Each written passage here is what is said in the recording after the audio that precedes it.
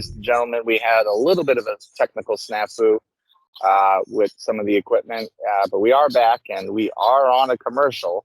So take me through what your thoughts just were, Donnie. Um, I was really just rambling off some well, I wouldn't call them random thoughts, but just random observations. I was saying Okay. how good Private Party really is, and I was also applauding AEW's tag team division. A lot of them can wrestle this luchador style, which requires a lot of athleticism. But even the ones that don't, I see that they really specialize and utilize a lot of collaborative tag team holds. Um, like for example, what the Butcher and the Blade just did, the suplex into the power bomb finish. Like Right. you get a lot of collaborative moves in AEW, and I like to see them because they're very they're very creative. I It's tag. Should Yeah, be.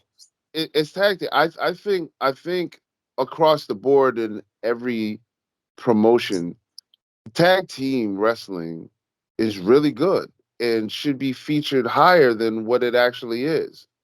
I agree. It's really unfortunate. Well, Finalizing. it can, unfortunately, like think about it. You have FTR, probably one of the top three tag teams in the business. Yeah, number one. Not, well, I make an argument for that, but anyways, Oh, what you you think? have Let's stop right there. the Hold on. Oh no, Bucks are no, the no. best tag. Now make your point. We'll get back to it. We'll get back to it. Go ahead. They're getting treated like jobbers, and I don't like that at all.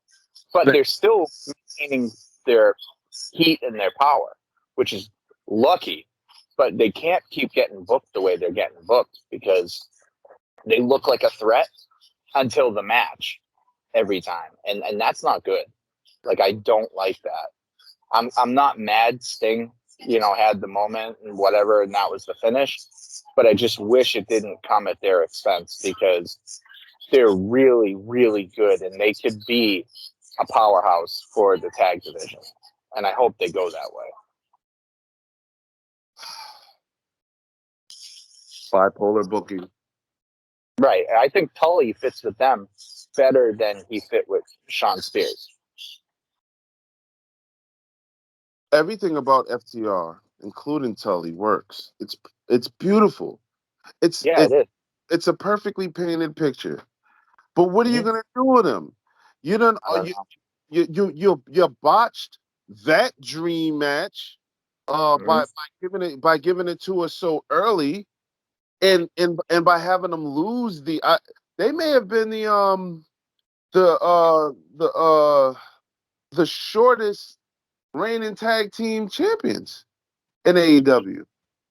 I think they are. The I think they are. that's what I'm saying. Like, how blasphemous does that sound? FTR, Yeah. the shortest reigning AEW, been around 2 years, but good lord, like you got a job out FTR every week, or they lose their first match with the Young Bucks. Yeah. Yeah, that was not a good look. But the thing is, with AEW, if they're stacked in anything, it's 100% in tag division. Like they're overstacked because you can't have long programs because you have so many qualified tag teams. You know what I mean? You can't have like a 3-month program with one tag team because then you push the other ones to the side. Are Like you they have an abundance of tag teams. Are you sure about that? So, like, for if we were to name AEW tag teams that are that are high in that regard, let's say if we went back and forth and you name AEW tag teams and I name WWE tag teams, do you think you'll run out of tag teams before me? You'll name WWE tag teams? Yes. So if you started with the Young Bucks and I'll go with the Bucks. the Usos, I'm probably gonna be able to go 10. I'm probably gonna be able to not 10. There's a lot. I mean, WWE has a. Actually, no, you're right. You're right. AEW's tag team division they're not far superior. It's just they're It's more. so, you know what I mean? The women's division is the weakest thing they have. Like, I look at WWE's women's division, the star power is overwhelming compared to AEW's women's division. You know what I mean? And not even just the star power. If you rope in NXT and the call ups, it's not even close. It's not even close. Like, I mean, NXT the end, the women's match was so incredible. I And think it's gonna happen. happened, Way. you know? I knew that the fall was gonna happen on Private Party. I just knew it. Yeah. Yeah. Unfortunately, again, another shining team with a ton of potential. I think they're unbelievable and should be booked a little bit better. Like, honestly, that's my favorite tag. Well, I can't say that, but I, it's one of my favorite tag matches I've seen in AEW was Private Party versus the Bucks that we were at. oh yeah. Oh, listen. If that whole show, look, that whole show, everything was new. It was the shiny new toy we all loved. I even enjoyed the dark match after the pay per view. No, yeah, it was on AEW Dark. Kenny Omega versus Joey Janela even tore the house down. Right, right. I mean, but here's the thing: it's 2 years into AEW. I don't think the luster's worn off at all. At least for me. I mean, is every Dynamite a knockout?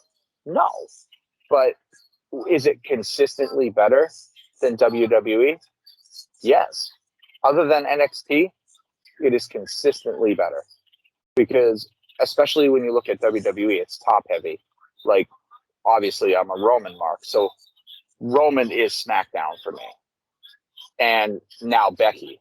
But other than that, I could fast forward through the show. And then Raw, up till the past week or two, I could forward through the entire thing. So, AEW is a more consistent quality product that doesn't always reach the booking potential I think it has. But, you know what I mean? It's still more compelling. It's more natural. Sometimes it feels like a territory show and it's exciting, other than like an overproduced show, which I like better, in all honesty. I can agree with that. I can definitely agree with that. I think that What's it that Is it a that say again. is this whole Matt Hardy cutting the fan or whatever the plant's ponytail off? Is it like a rib on Dark Side of the Ring with Michael Hayes? It could be great. So Phenomenal observation. the timing, come on, Phenomenal observation. yeah, But yeah. What I was about to say was I will give you that AEW hasn't been deemed unwatchable like how Raw is. So like I'll literally just up until recently would just fast forward Raw and just literally watch it on 4.0 speed and I, just stop during high spots yeah, and get caught up with promos, unless it was like a Charlotte or Rhea Ripley or someone like that.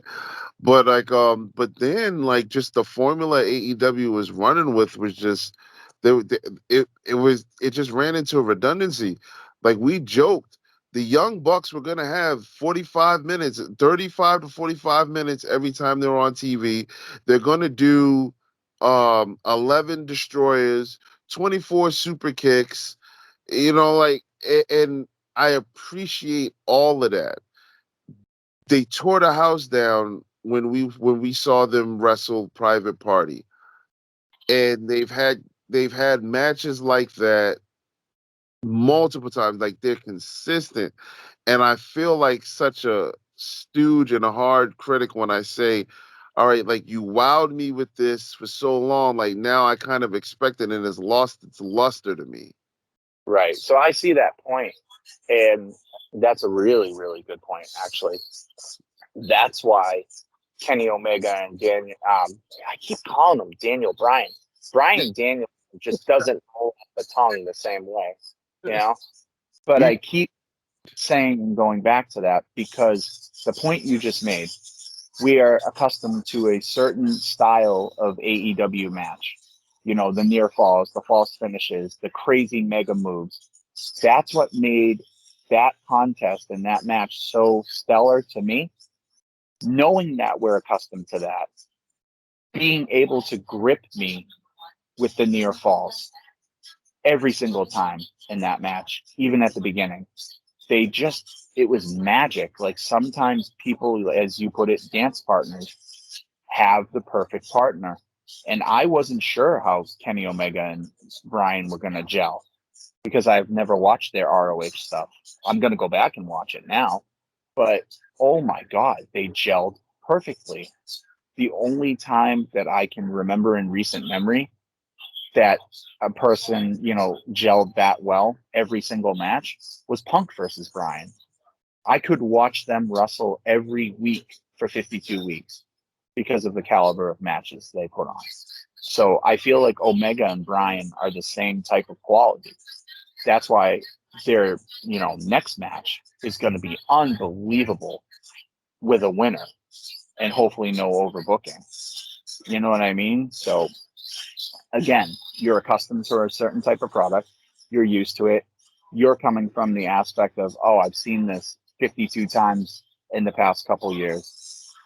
I'm coming at it. I've seen it 52 times, but somehow, some way, they always find a new way to innovate it and change it up. Like the Bucks with the what's it called? The thumbtacks on the shoe. Like you've never seen that. You know what I mean? They don't get boring. It's not formulaic, at least to me. I get where you're coming from, but somehow they always bring it. Always. Would you agree? yeah. This guy I'm not sold on. Oh, I'm Miro? no, on Sammy, I'm not. And if he beats Miro, damn, I'm gonna be furious. You, He, you wait, would have Miro? is that Excalibur? No. No, that's not Excalibur. Oh, Wig, I El literally, Sol? I literally thought Excalibur. Yeah, I can't remember his name. Yeah, Fuego. Fuego. There you go. A lot about Excalibur this week. Like I found this article and it was like 10 things. Did So they know about Excalibur? Yeah, I saw it too. I saw it too. then Excalibur for his whole career. But he just decided he wasn't getting where he wanted to. He wasn't getting the push. He loves the business so much. So he said, you know what? I'm going to go into the production side. And he became a natural. Plus, he was doing the commentary for all the indie shows as a one-man commentary team. And he did very, very well, which is hard to do. Wait, So, where are the inner circle to help? no idea. Everybody's just taking L's today. I mean, Santana and Ortiz just wrestled. I know. Yeah. Like, who's going to help Sammy? Nobody? Not that I care. No, but you did ask a question I don't want it to go unanswered. Okay, so I mean, look, if I think the AEW formula is like this, right? Um, let's say we ran a promotion, right? And every week we say there's going to be a surprise, right? Surprise, whatever, appearance, anything. Just expect a surprise every week. Mhm.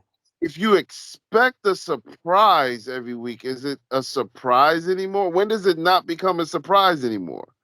I got what you're saying. Yeah. What's So that? that I get from AEW, it's run by fans. You know what I mean? Tony Khan is the most mega fan of wrestling I've ever seen, at least with that kind of capital behind him. So I don't think there's any long term booking in AEW. Like, I don't think they go to a board and say, okay, this is our plan for 4 months. Not at all. I think it is like, okay, this is our plan this week, maybe next week. And they just gauge it because it is definitely on the fly booking from what I see. Would you agree? Yes, but the reason why this one works is because we're so fed up with WWE. We're so thirsty for something else that we'll tolerate it.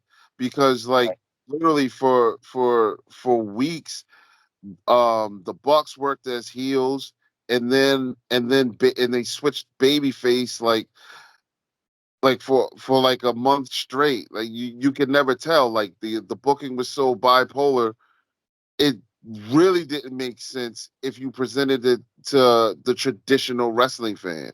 And I can understand the traditional wrestling fans gripe with and when I mean traditional, I'm talking about like the old NWA guys, like my like my father and all. but but um but like yeah, I can understand them watching wrestling like, hey, what the hell is going on with these people? One week they're working as heels, the next week they're working as baby faces. There's just no continuity. Yeah. And I think the crowds are responsible for driving those changes. Whereas, WWE has a plan and they'll die by that plan. Damn whatever the crowd feels. They have a plan, they follow it. AEW, I think they, hear what's going on and they're like, oh, this person's getting this reaction. They So adjust let's, a lot. But okay. So with that being said, would you buy freshly squeezed Orange Cassidy as an AEW champion? would He's now. Because I've Tony Khan's philosophy behind the titles, and I agree with it 100%. Yes, I would totally 100% buy him as a champ explained. because Tony Khan do weight classes. So he's created an atmosphere and a wrestling universe, so to speak, that size and strength don't matter. On any given, we'll call it Wednesday instead of Sunday, somebody can have a good day and upset somebody. So yes, I would buy Jungle Boy as AEW champion. They're building that because he's the future of wrestling. So okay, then why would you not build? I mean, you were pretty vocal about Adam Page not being champion. You can see Adam Page being champion. Why? Any Yes, given Wednesday, right? I can now.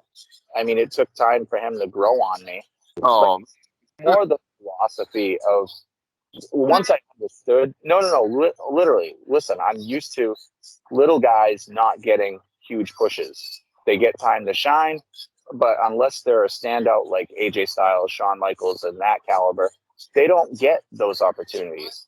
But here, there's an atmosphere that anybody in that locker room has the opportunity if they're over enough and work hard enough. And I like that 10 times better. You know what I mean? It's obviously scripted, just like WWE, but there's more of a sports atmosphere to every single one of these. That's why I said contest, because the media scrum at the end reminds me of a media scrum after football, after basketball. They treat it with more reverence. And I like that. And that's something that, I never liked sports entertainment. I think it's a giant cop out. I don't know what that ever accomplished. I don't know why wrestling became a dirty word. Everyone calls it wrestling. And I think the fans respond to companies that treat wrestling as wrestling and not anything else. You know what I mean? well said. Very well said. Right. Um, I was gonna jump on you for I guess not leaning or loosening. Like I understand, like people are growing on you, and you know what? That's awfully diplomatic of you. So how come, or why won't you display the same level of diplomacy for Baron Corbin? You've always hated Baron Corbin. Why Uh, would Baron Corbin grow on you? What do you got against the Baron? he just doesn't have in this incarnation, especially Happy Corbin. Screw that. No. The Baron. I also don't respond to people being shoved down my throat. You know what I mean? I like to be able to choose who I feel is worthy.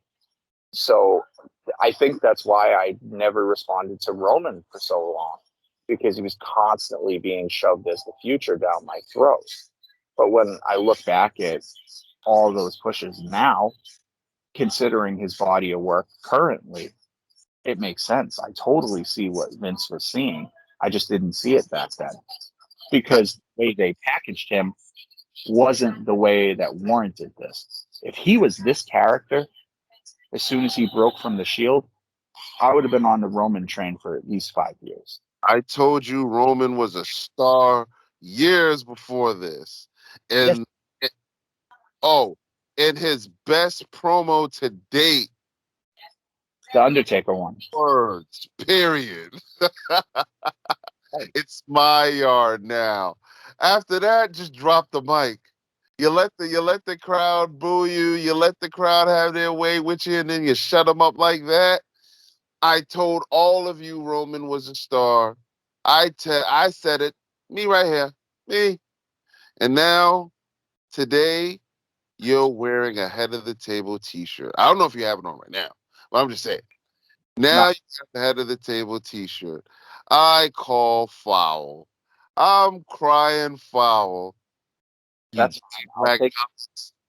I'll draw the Jerry Lawler card on that. I totally get where you're coming from. But, to piggyback off of what we were just talking about, that's what's crazy too. If I could go back and you had to say The Undertaker had to lose his streak at some point, I never agreed with it. I still think it's the worst move they ever did.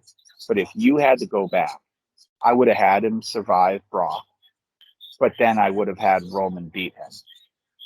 The way he got beat, do the promo, everything.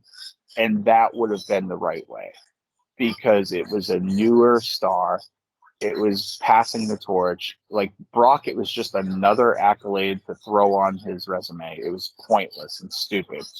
But to my earlier point, that's the problem with WWE.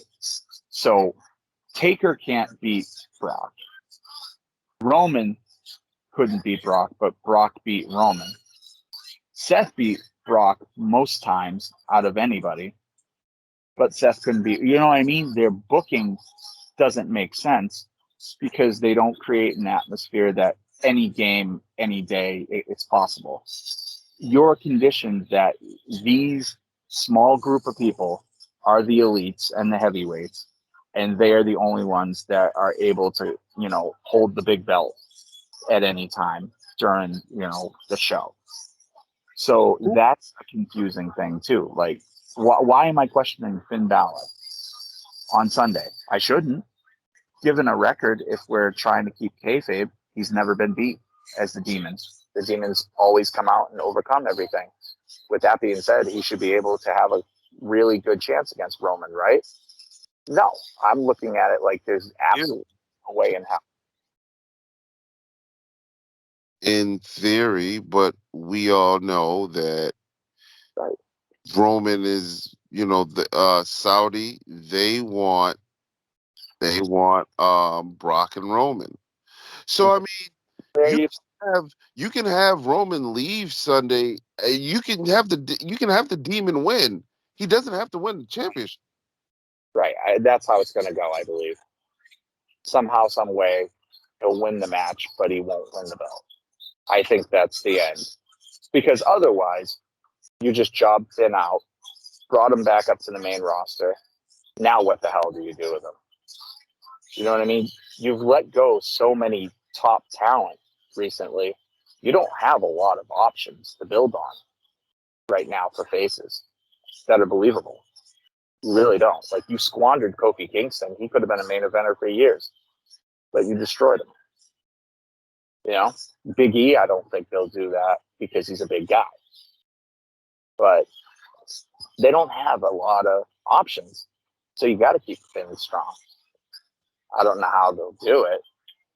Do they have a Brock run in? You know, at Saudi, do we get the dreaded double swerve with Heyman going back with Brock? Oh my God, I'll throw up. If that's how they end the storyline with Brock winning, ugh, I'll be so. Brock should have been on Raw. Brock, like we could have finally got Brock versus Lashley, the match we wanted, because no matter who won that match, we would have loved it. That would have been WWE's Bryan Danielson and CM Punk. Oh, agreed. That's the top match they can put on right now. Given And even okay, so Brock, if Brock would have won, which would have been a smart booking move. Then, like I said, I think I said this on one of the episodes. You can have Paul Heyman being caught in the middle of a unification match with the added drama is we have no idea which allegiance Paul Heyman is going to honor the most. yeah, Like as predictable as the booking may have been, because you likely would have known that it would have been wired down to Brock versus Roman. That's cool, but we wouldn't have known which side Paul Heyman is gonna play, and I think that would have added a very unique contrast to the matches that they've had previously, because you know Boy, that's say again. they're doing Jungle Boy Adam Cole Wednesday Wow, wow, already. wow. Joey Business Adamas strikes again. Damn. See, that's a mistake for me right now. That's what I'm talking about. It's very week to week booking. They're looking at it from a point of view of, okay, what's the biggest thing we can do this week? Okay, let's top it next week. You know what I mean? And if they do that continuous booking, they will fail. Because I said this to someone the other day. WCW never, once Austin and the Attitude Era took off, they never had a chance of catching them again because of how they booked and what they did. This company is the very first time that I could see, let's say 2 years from now, I could see them firmly as the number one wrestling company in the world. Even with the legacy of the WWE, I could see this company the number one if they do it smart and don't blow their load every week. If they, drag some things out and let you, marinate and taste it. Like, I heard somebody's commentary. I don't know if you listen to other wrestling commentaries, but I heard someone say the only drawback of Bryan versus Omega was the immediate aftermath.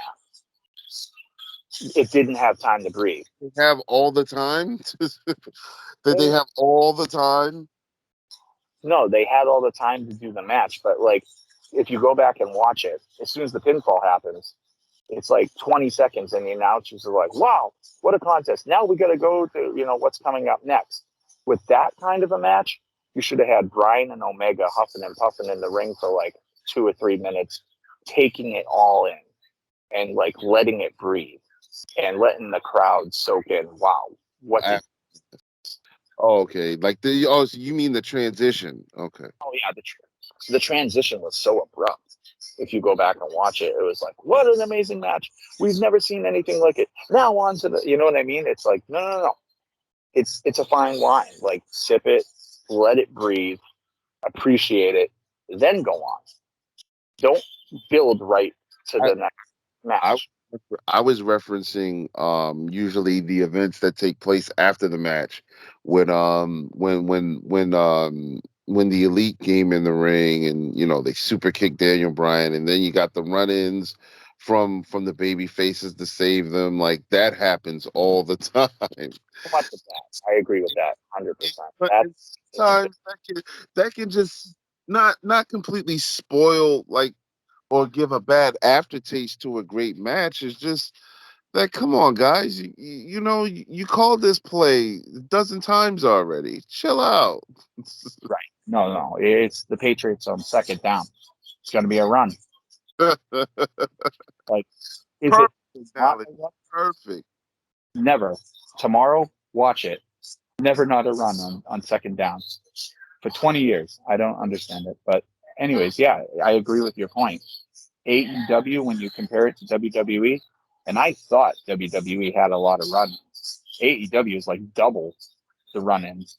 Almost every match ends with, a schmoz after the bell, which they need to cut back on that big time.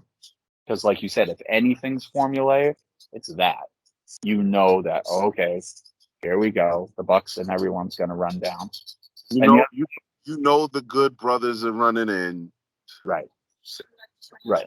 And the other thing is the Bucks should be fined for affronting people's eyes and those friggin' rompers. What in the Christ is that? Oh my God. But yeah, the other thing, you just mentioned the Good Brothers. I don't know if it's a storyline thing, but have you noticed that every time the Elite's in the ring with Adam Cole, he always shuns the Good Brothers? Yes. Yeah. Yes, I did notice that. Break that up. I absolutely noticed that, and the reason why is because when Adam Cole was cutting the promo, he mentioned the Elite without mentioning them, and they Right. were standing in the ring. Yeah, no, they look like idiots. And I was like, oh, it's probably an oversight because these are his best friends. Then the next week, he did it again. Completely just didn't acknowledge them whatsoever. And I'm like, wait a minute, aren't they part of the Elite too? So it's very weird. And the only thing I can think of is like, Adam Cole and the Bucks are like the New Japan Elite. So like maybe that's the tie or whatever. But it doesn't make sense because the Good Brothers are known for their New Japan run being an incarnation of the Elite. So I don't know. Someone was speculating that Adam Cole is trying to drive a wedge and, split them off, which is possible. And the promotion, that you can do that if they were in AEW. Right. They aren't. So that would be stupid. As a matter of fact, I don't like this whole thing at all because it's not making I was gonna say TNA. I'm drawing a blank. What Well, am it I makes it like a second tier organization. Yeah, it's making them look really bad. Like the JV of wrestling. Yeah, I agree. They shouldn't, like, even Christian, if you're the Impact champion, you should stop appearing on Dynamite so much. Like, literally, because it makes the show look so weak when your champion is more concerned on what's going on in AEW than his own brand. Hey, You wait a know, minute. Where's Jake Roberts? he's really ill right now. Oh man. Yeah, something happened. He's ill, and Brian Cage is ill right now. But Oh, Brian Cage wants out of AEW. Like yeah. he's over. I heard Brian Cage doesn't want to stay. Or No, he wants out. I bet you WWE picks him up if he leaves. that would make perfect sense because I mean, look at him. He's a specimen. But That's what a to dream. do? You know, Would WWE know what to do with Brian Cage? absolutely not. They would have no clue. They Do put their they they'll Keith Lee? put day. They do in the Keith Lee. They put him. They Trying to spin on it is horrible. Like, just let him be Keith Lee. He got over his Keith Lee. You know, he has a cult following. Why do you need to change him to this bear character? Like, and then they're like, oh, it's a throwback to the 50s. Like, no, it's stupid. Who the hell came up with this? Same thing with Braun Breaker. He's a Steiner. Let him be a Steiner. You know? okay, I get you now. Yeah. Okay, this guy might be a legend, but Suzuki. I just don't connect with him whatsoever. At all. Like, nothing exciting.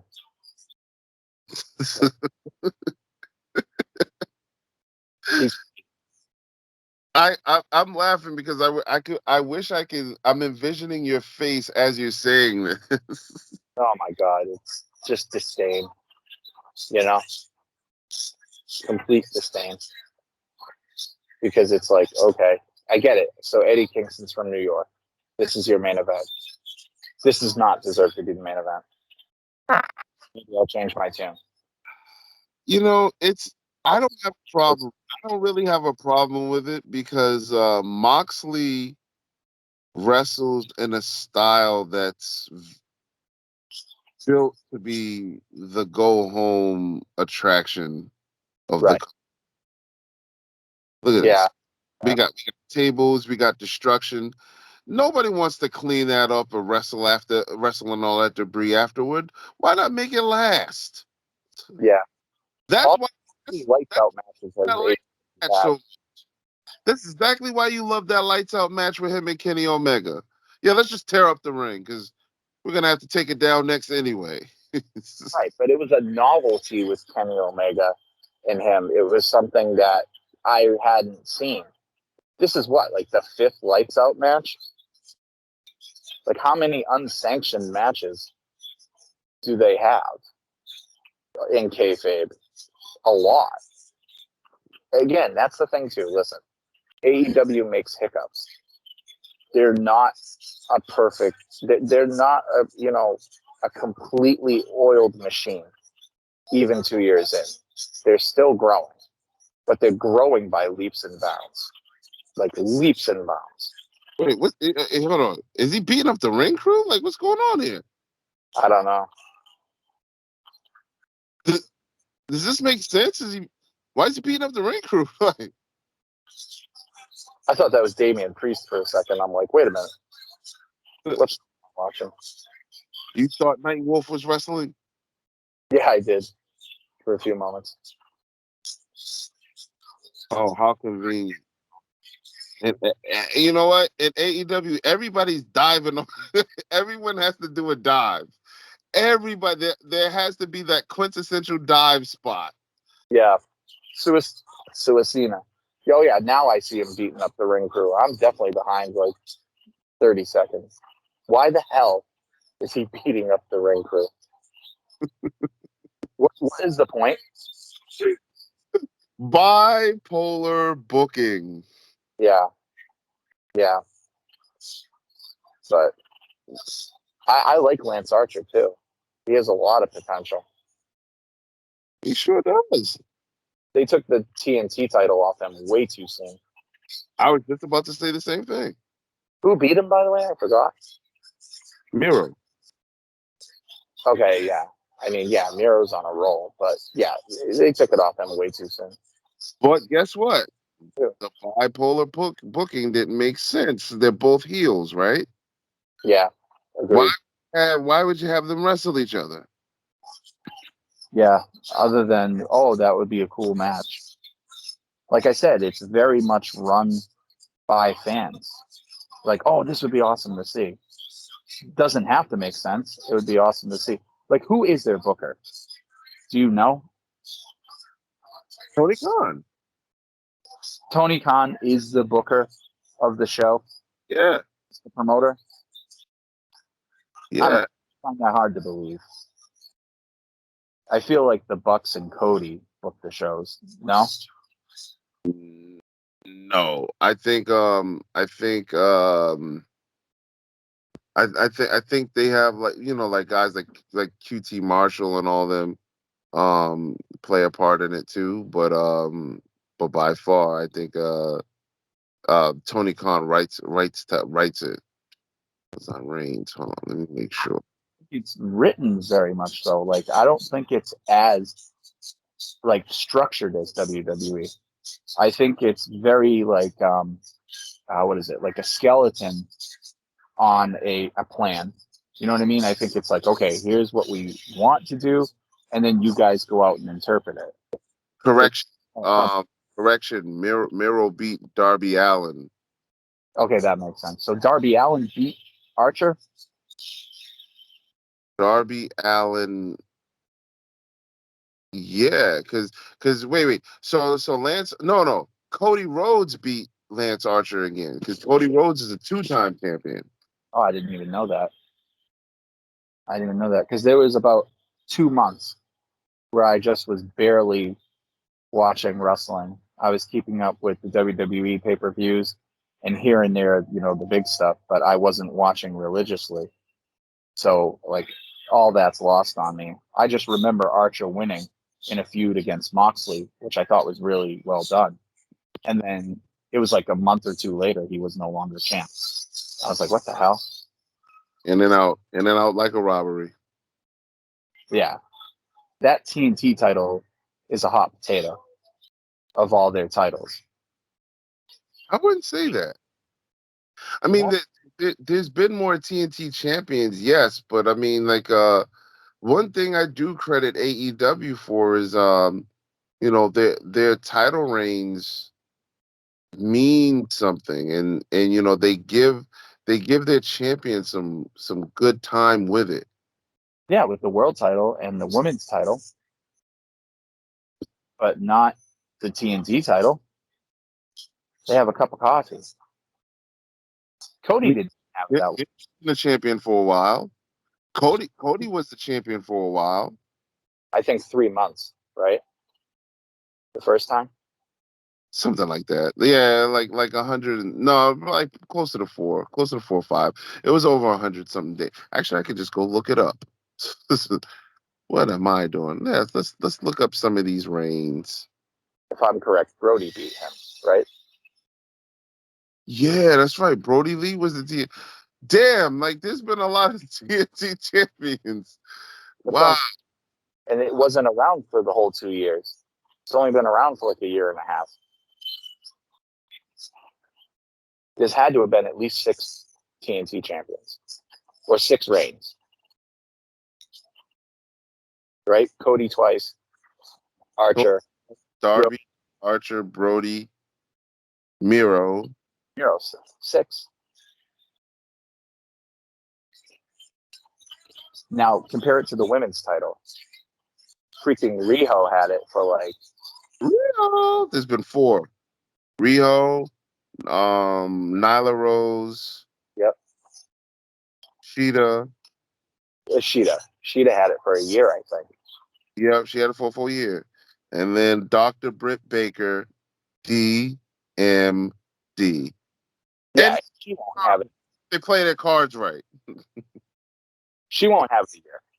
Britt won't, and Britt doesn't need it though. You know what I mean? If she loses the belt tomorrow, she's still super mega over. So she's evolved past that. AEW booking, the bipolar booking, would actually have her losing to Jade Cargill, and they're both heels, and they have no reason to actually be fighting each other off the strength of that. Right.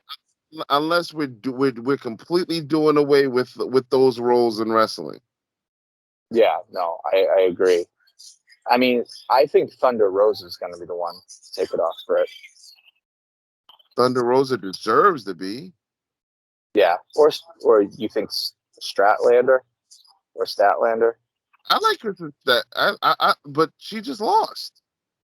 Right. Okay. So yeah, I would say Thunder Rosa is the Full Gear match, probably. It makes sense, unless they do a Ruby rematch, which I wouldn't do. I'd get Ruby away from Britt as quick as possible so she can get fresh again. You know what I mean? So you bring Ruby Soho in, which is a great signing, and then she wins the Casino Royale, Yep. this Battle Royale, and she's already a star. And you have her lose in the third match in AEW. So Yeah. she's right down the totem pole. How do you do me a favor, Joey Business? Rebuild Ruby Soho right now. Right now, get Yep. her the hell away from Britt Baker. Have her feud with like Anna Jay or something like that. Have her feud with even the Bunny. Have a strong feud with another strong woman on the card, and have them have at least 2 to 3 matches that really, really put eyes on them. But get her away from Britt. It will just sink her. You know what I mean? That's the problem with bringing in big signees from other promotions and then shoving them into the top tier mega picture right away, because you're not going to take it off your talent. So now what do? You run into a booking problem. You know what I mean? Mm-hmm. They will with Ruby if they have her continually feud with Britt. Like a one-time loss, it's not going to hurt her as long as you get her somewhere else that she can shine. But if you have her go against Britt again and lose a rematch, no matter how it's booked, she's going to look, it's going to be the Drew factor. She's going to look weak. She's going to be Kofi, and you don't want that. So, by the way, I know you're a few seconds behind me, I am. but I'm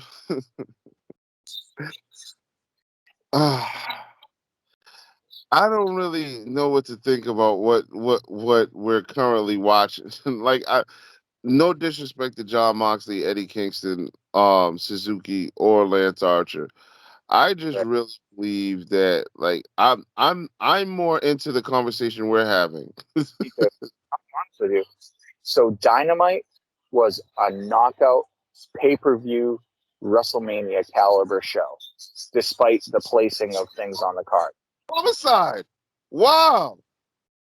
No, it is. It was an incredible, incredible show. It was AEW's best show for me so far. Oh, you ain't seen it yet because it's 30 seconds behind. Homicide's there. No way. Yeah, Homicide's there, bro. They make sense because they're in New York. Yeah, Homicide. Wow. Where? Is he in the front row? No, he's in the. Oh, damn, you're really behind. No. You're right. Wow. Damn. Okay. So here's the point I also want to make too. I love seeing people work and have places, but I also want them to stop bringing in new talent every week, because you already have a stacked roster. Use your roster. You're going to become top heavy. Like, you definitely got Bray Wyatt. That post I sent you, that was from the AEW official Twitter. That wouldn't have went up there if it wasn't a done deal. It's a freaking Bray Elite. Yeah, it was on the AEW official Twitter. Are they going to let him play? I don't know. So now you got Bray, and we also know that they have another signing that isn't Bray that Tony Khan's been talking about. So it's like, how many more people are you going to sign? It's going to become WCW, where they were just writing out checks to everybody that could lace up boots. Like, Kevin Owens is most likely going when his contract's up, and he'll be with the Elite too. Why? Because real quick, hold on. I'm sorry. Why are there so many damn kendo sticks under the ring? What purpose do they have to be there? I don't know. They visit Okinawa, I guess. So this was good. I don't have an issue with it as the main event. For this show disappointed. Like it peaked with CM Punk. CM Punk has I energy. I just want to point out that Homicide is a real like. Have you met Homicide before in person? Never. Wait, you weren't there. You were there with us. Remember? Yeah. No, you were there, and he was backstage with us at when we were in Webster. Okay. Then vaguely, Oh, maybe. you did. You don't remember? Oh man. Okay, so you remember Jarrell that had the gimmick of the King of New York? Oh yeah, of course. Loved him. Yeah. Okay. Cool. Yeah. He was there. He was there with him. They were in the tag match that night.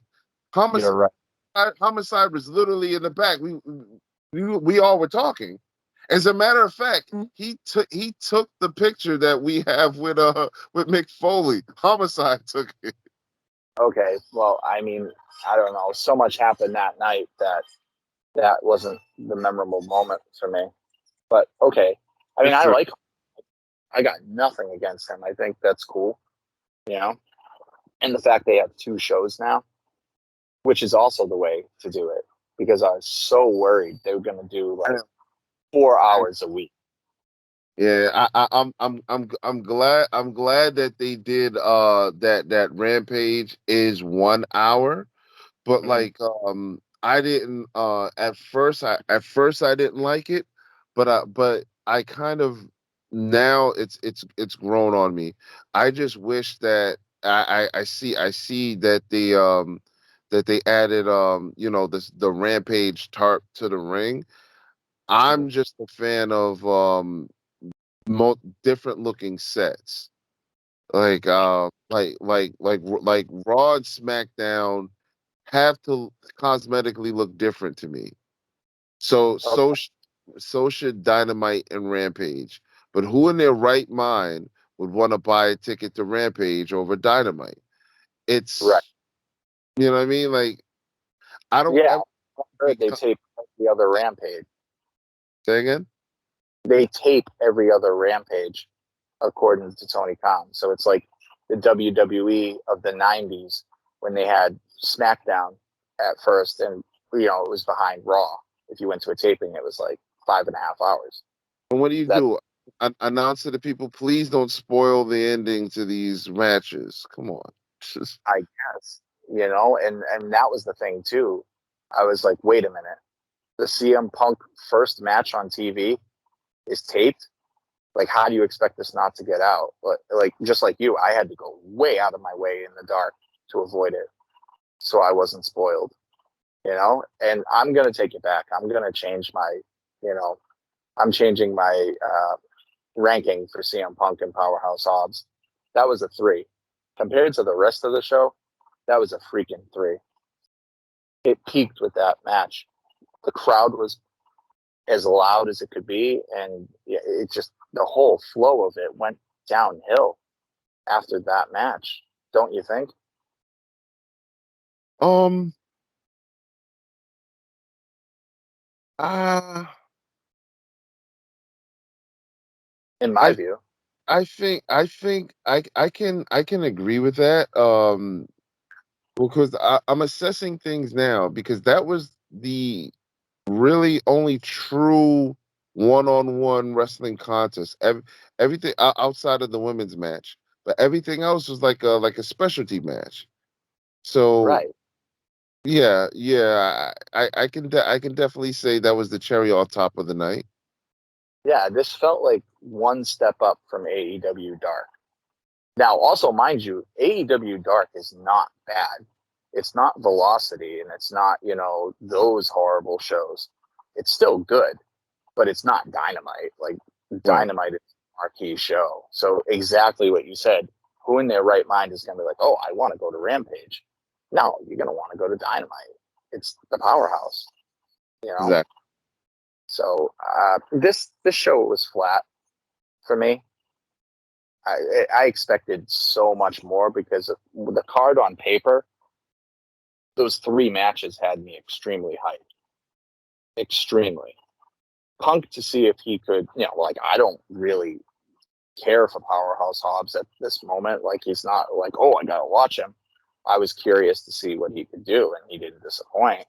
But the whole thing for me was the excitement of, wow, can Punk continue his streak and look damn good doing it? And he did. He looked phenomenal. He looked so good. So that makes me happy because I'm excited to see him wrestle whoever next. You know what I mean? But the Bucks and Adam Cole, I expected at least 20 more minutes on that match. I wanted way more spectacle. That was quick. And I didn't like that at all. I was disappointed. You know, I can. Well, it was a special 2-hour show because other than that, never expect for the Young Bucks to ever be wrestling on Rampage. If you tell me that the Young Bucks wrestled an 8-minute match, I'm gonna think the world is gonna end. I'm like, there's no way in the world. They have to get at least 17 super kicks in, and you can't do that in that amount of time. Um, I'm I, saying. I think if man, this is kind of difficult because why was Dynamite so great? And well, the beginning of both shows were really good. Agreed. Uh, but like, yeah, like it just felt flat. Now, if I was there, I'm trying to put myself there. If we were there in New York when live for Dynamite and for the recording of Rampage, that 4 hours, that's a pay-per-view. Sure. Like, would we have felt leaving like we just left the pay-per-view? No, no way. Like, I Why? know talking, but like after Punk, from what I was listening to, the crowd started dying in, strength from what it was. So you look at it like this. And plus, if I was watching that Bucks match live with you there, I'd be in shock. I'd be like, wait, that's it? And yeah, no. I would have felt like, damn, shouldn't Dynamite have closed the show and sent us home strong? So that, I mean, that's the thing. If there was no commercials, would Brian and Omega have been last? I would have to say so, because I think the only reason they got the front spot was because it was as uninterrupted as could be. Because after that, how do you follow that? Even Punk came out. He's like, Jesus, I'm glad I'm not wrestling on Dynamite. How the hell do you follow that? It's the truth. How do you follow that? And if this was how they followed it, and they promoted this whole week as AEW Mega Week. Now, when you look at it after what we just watched tonight, by itself, tonight wasn't even better than some of the middle Dynamites. You know what I mean? It just was like, okay, that's it. No, well, we had Homicide, so I was right. It was a return or a signing, but like nothing special. Anything stand out? I didn't catch that. I just thought that was just a run-in. So if Homicide was a signing, we would have let me check my social media right now because Homicide is All Elite should be trending then. I would say so. Are you sure it wasn't just a special guest run-in? So far, who have they not signed other than Matt Cardona? He's the only one I can think of that has come and gone. Everyone else has stayed pretty much, right? Yeah, that's true. Yeah, Poor Impact Wrestling. Is anybody gonna sign to Impact Wrestling? I don't know, but I don't even watch Impact. I don't think anybody Fortunately, watches say that, but that. it does, And I love Christian. But and I think their top draw is Dina Purrazzo right now. Their knockout champion. Yeah. Which I have no problem with. And I would like to see her and Mickie James. But I'm not paying a friggin' pay-per-view to watch them wrestle. No way. Hey, I was watching I want to say like last week or 2 weeks ago, I was watching some ROH stuff. Pretty Mhm. decent. Pretty decent. You What, know, current? yeah, current. Yeah, Oh, and I'm a big fan of having multiple options of wrestling promotions to explore. And I just hope that there's a time where, I mean, we've always had the clashes, WCW, WWF, or WWE, but tucked away in the corner was ECW. Now, and as I don't remember, I remember debating which side we were on in like middle school and high school, WWF or WCW, but we all unanimously loved ECW. So oh like, yeah. yeah, like I would love to see a three-headed monster. I would love that. Could you imagine what the culture would be like for us smarks if there's a viable number three? Like all right, look, what's up with the resurgence of global force wrestling? Come on, like something, please. I mean, in the states with multi-million dollar backing, is there has to be another billionaire's rich kid that's a wrestling fan. Come on, please. I thought for a little while that NWA Power could have been that third because it was really, really good like a year ago. But it's just been, more of the same. And Trevor Murdoch's the champion. He beat Nick Aldis, Yep, who had like 1,000-day title reign. yep. Like, what the hell? Trevor Murdoch? Like, why didn't you give it to James Storm? I would have gave it to James Storm. But holy crap, you have Nick Aldis hold it for 3 years and loses to Trevor Murdoch. So I'm like, okay, sure, whatever, you know. But there isn't a viable third right now. There's these big two and a bunch of other options that you can, peruse around. There's no viable big third. And of the companies out right now, I don't think any of them could make a case for it. Unfortunately not. No. So, Fortunately not. but I can't believe I'm saying this. I think Extreme Rules is going to be better than what we just watched tonight. Well, the momentum that WWE has is on an Yeah. all-time high. So Extreme Rules there's more buzz booking wise, I don't know, like just everything. There's more buzz going into Extreme Rules than there was for SummerSlam. Yeah, which is weird, right? Very weird. Very, very, very weird. It's really, really weird. Also foretelling because the draft is coming up. So, Yeah. like, is Big E and Roman going to stay on the same show? I don't know. I mean, they should bring back the rule because the draft sucks in my view. I mean, yes, you need to split the roster. That's fine. I get that because you're so stacked with, a roster. But if you're a champion, you should bounce between shows. You should be able to pick and choose your spot. If you're the world champion, especially the tag champions, like just combine the tag belts with one champion and There's too many, have them. there's way too many belts. I didn't mean to cut you off, but I definitely wanted to say that there's too many belts. We have two world champions. It doesn't make sense to me. Um,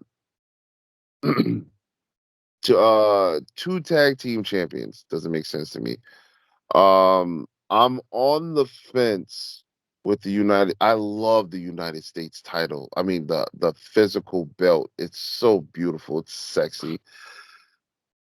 But I wouldn't get rid of the Intercontinental Championship out of just the history and the nostalgia. But like, do we need a United States and an Intercontinental Champion? No, I don't think so. Well, Like, no. I disagree. Those two belts can stay because you have a workhorse on each brand. I'm more, cool. not anymore. Huh? I mean, I get what you mean. I get what you mean, but they don't mean anything. There's like to be a champion like means nothing right now. It means absolutely nothing. Um, you know, okay, so Damian Priest, I mean, it like to be those champions really just like that's just the test drive before you become Yeah, world champion. yeah, it's Like, just a pro. You know? like back in the day, somebody like when Bret Hart had the Intercontinental Championship, that meant something.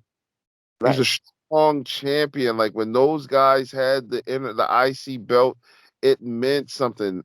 Him and Davey main evented for the Intercontinental Championship. That Right. stuff, that's Well, not going to happen with any of the underling belts. And that's what they actually are now. They're underling belts and they're champions that don't mean anything.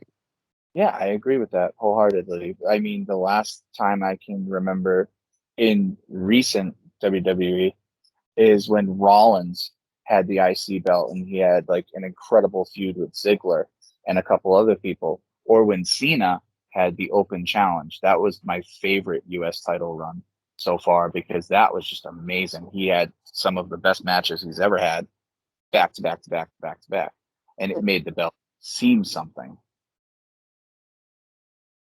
But I right think now, the prop. I think and this is just a shot in the dark. I just think that being champion should entitle you to certain rule changes. Like I think that I can never understand. I forgot what match. I think I was watching the Bobby Lashley match. Actually, it may have been the Raw was there. If the title can't change hands off a count out, why would the champion ever want to throw his opponent back in the ring? Right. Like That's like I think if you're a champion, you should be able to lose your belt by count out or disqualification. If you lose the match, you lose your title. Period. Like just to give the the suspense of a count out. Just so that can be something. Do you remember WrestleMania 25? That spot when the Undertaker hits the cameraman? And oh, that was Shawn amazing. Michaels hops in the ring and tells the referee to count. That's the last time I can think of ever like, whoa, wait a minute. Is he gonna get counted out and lose? Like that's amazing. Like, there's so much they can do with oh, I don't know, man. Yeah, change the rules for the champions to give us something more Yeah. more to spice it up a bit. I think Yeah. that's a question. Speaking of all over the place shows, this one is going to be an editing nightmare. And plus, the content is going from AEW to WWE to AEW to ROH. Like, we're all over the place on Well, this one. hey, I'm with listen. it. I gave up on continuity a long time ago with this. This is just a tangential episode that we are inevitably gonna slice up because I don't know how long we've been recording right now. I mean the show's been over 20 minutes and we're still going. What's the timer on yours then? Say It's like let me say. I think it's like 59 or something. we have we oh man, so I have over damn near 2 hours of a show to edit to put together. Yeah, it's gonna be a nightmare. But I think we're kind of circling the wagons at this point. Like, we've made all the points we can make. Just to let everybody know, the next show we put out will be me and the return of the Crusher, because Mr. Wonderful here will be traveling to New Orleans. And so we'll carry the load for this one, and it will be Extreme Rules. Extreme Rules coming soon. Guys, thank you all for your patience for yet another tangential episode of the Smart Tank Revolution podcast, where we always kick out at 2. We attempted to cover AEW Rampage live, but you know us. We tried. We tried.